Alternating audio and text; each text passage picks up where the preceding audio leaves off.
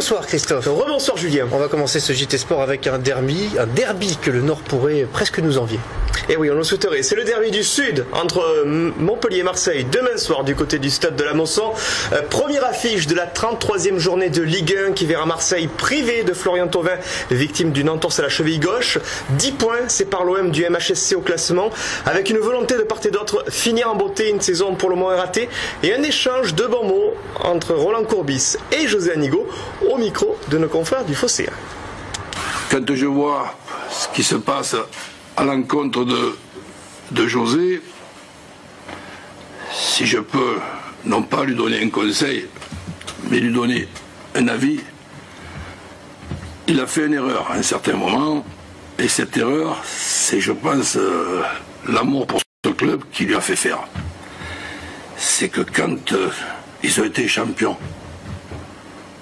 pour moi, je pense qu'il aurait dû arrêter à l'intersaison après. Bon, on ne vit pas avec des regrets, mais je pense que si il parle d'erreur, c'est pas le fait d'avoir accepté d'être entraîneur depuis le mois de janvier, son erreur. C'est à cette intersaison-là, je me permets de le lui dire en lui faisant un petit bisou au passage. C'est une bonne personne qui a un caractère qui est passé par des épreuves lui aussi compliquées. Il s'est toujours relevé et c'est quelqu'un qui connaît bien le foot, qui maîtrise bien son métier et qui est vraiment intéressant à vivre au quotidien dans le foot. C'est quelqu'un qui connaît vraiment bien le job et c'est toujours intéressant d'échanger foot avec lui. Moi, après, le côté en dehors du foot, c'est quelqu'un avec qui je pourrais passer mes vacances tout le temps parce que il est magnifique comme homme.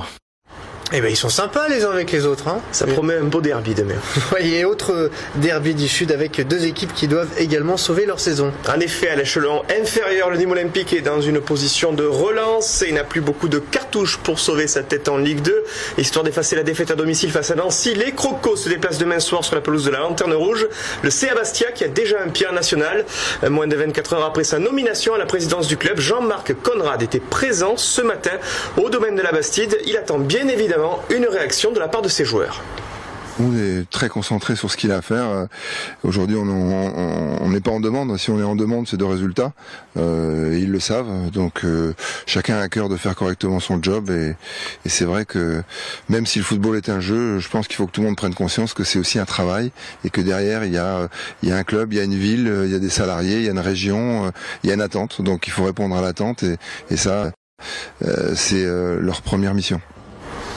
Et on reste en région Languedoc-Roussillon avec les basketteuses héroltaises qui se sont illustrées hier soir. En effet, Julien, c'était l'une des affiches importantes de cette 25e journée de Ligue féminine de basket avec une ambiance surchauffée du côté du Palais des Sports de Latte et une rencontre capitale entre les filles du BLMA et la formation de Villeneuve d'Ascq. Au final, victoire précieuse pour les héroltaises en vue des playoffs.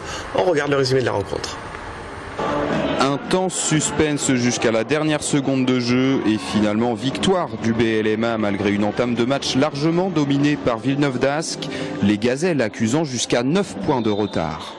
Mais l'équipe se bat, c'est ça qui me fait plaisir, c'est que même mené, on n'a rien lâché, on est repassé devant et on l'a fait au courage. Tout le monde a fait un match vaillant. Après, il faut simplement qu'on se libère un petit peu parce que là, on sent les filles savent qu'on est en difficulté. Justement, ça doit nous amener une force supérieure. Une rencontre très disputée dans l'ensemble, malgré un manque de précision de la part des deux équipes qui affichent autour des 40% de tirs réussis. Les joueuses de Latte Montpellier font la différence dans les dernières minutes en infligeant un sévère 7-0.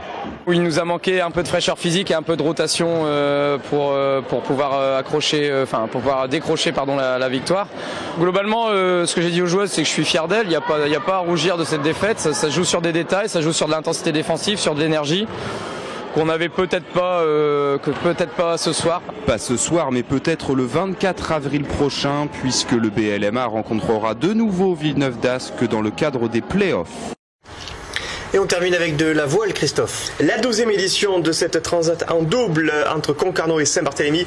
C'est le duo héroltais formé par Guénaël Bic et Quito de Pavan qui vient en tête, suivi par Laurent Pellecuer, qui est originaire de Carnon, avec sa coéquipière Alexia Barrier. Cette course a vu la flotte s'étaler sur plus de 60 000 le long des côtes portugaises, avec un avantage pour le Made in Midi du tandem héroltais, malgré une météo défavorable annoncée entre Madère et les îles Canaries. On écoute Quito de Pavan.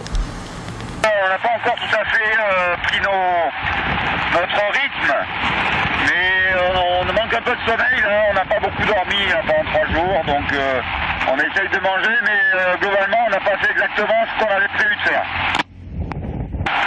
Ça va être assez compliqué pour arriver à La Palma.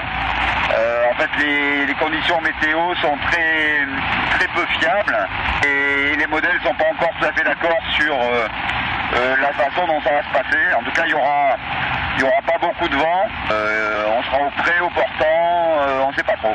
Donc ça va être, je pense que la dernière journée va être compliquée. Merci Christophe. Merci Julien.